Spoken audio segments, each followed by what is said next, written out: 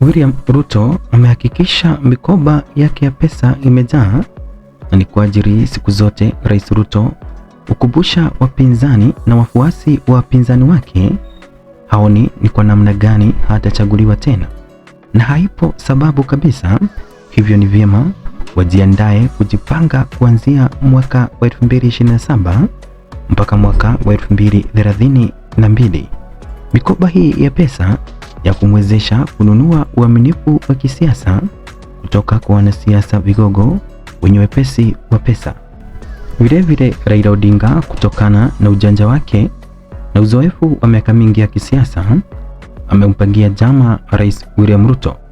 Nayo mikoba ya pesa ya Rais Ruto iko tayari kununua uaminifu wake Raila Odinga. Nikikueleza kwa kina zaidi ufichuzi huu uliofichuliwa na naibu rais wa zamani Rigathi Gachagua, uzito wake wa kisiasa na hata ni kwa jinsi gani umechagua kitendawili ya iwapo mbunge wa Githunguri Gathoni wa Musyoka ni jasusi wa kisiasa kabini ya mrengo upinzani, nikizungumzia mrengo wa Rigathi Gachagua. Mwanzo hujambo na karibu mtazamaji. Rigathi Gachagua kufichua Raila Odinga ameuda mirengo mbili ndani ya chama cha ODM. Mrengo wa kwanza, wajibu wake maalum ukiwa ni kumsifia Rais William Ruto na kupigia debe serikali ya ujumuisho, broad-based government, ukiongozwa na Junet Mohamed. Mrengo wa pili unaohusisha katibu mkuu wa chama Edwin Sifuna, mbunge Caleb Hamisi, wajibu wake maalum ukiwa ni kupinga sera yoyote ya serikali ya upana.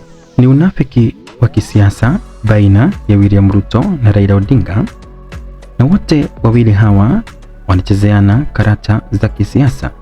Mbona niseme hivi? Kwenye matayarisho na maadhimisho ya miaka 20 kwenye ukingo wa kisiasa ambayo chama cha ODM kimesherekea, Edwin Sifuna kama katibu mkuu wa chama, mbunge Caleb Hamisi walidida kuhudhuria sherehe hizi ambazo mikutano ilijawa kwa kusifia kuwepo kwa ODM kwenye serikali ya Rais William Ruto, Junet Mohamed akihudhuria zote mbili. Edwin Sifuna amekuwa akipinga na kukejeri serikali ya upana punde tu anapopata nafasi kwenye vyombo vya habari na kuepukana na swali lolote linaloangaziwa Raila Odinga. Ujaja huo ndio Rais William Ruto anatumia dhidi yake Raila Odinga kupitia Kimani Ichung'wah, kama alivyoweza kukiri kuwa Gathoni wa Musyoka amekuwa akiwajulisha that is upande wa serikali jinsi upinzani unavyojipanga ni wa Musyoka kutengeneza ukaribu wa sana na mrengo ulioundwa na Raila Odinga kupinga serikali, catching up with Kenya Moja Team 40 at Senator Edwin Sifuna, Honorable Babu Owino, Honorable Kibagendi at Caleb Hamisi, ikiwa ni kwa mujibu wa chapisho kwenye kurasa ya X yake Honorable Gathoni wa Musyoka.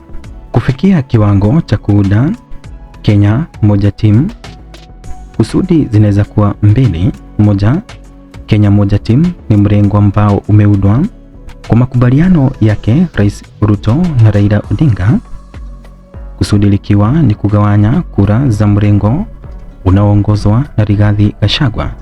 Sababu la pili ni mrengo wa majasusi wa kisiasa, kila mmoja akipelelezea bosi wake Ruto na Raila Odinga, ikiwa ni siri kubwa kati yake Raila Odinga na Rais William Ruto. Ufichuzi wa Rigathi Gachagua utagharimu Raila Odinga na William Ruto kuweza kupanga upya their political cards.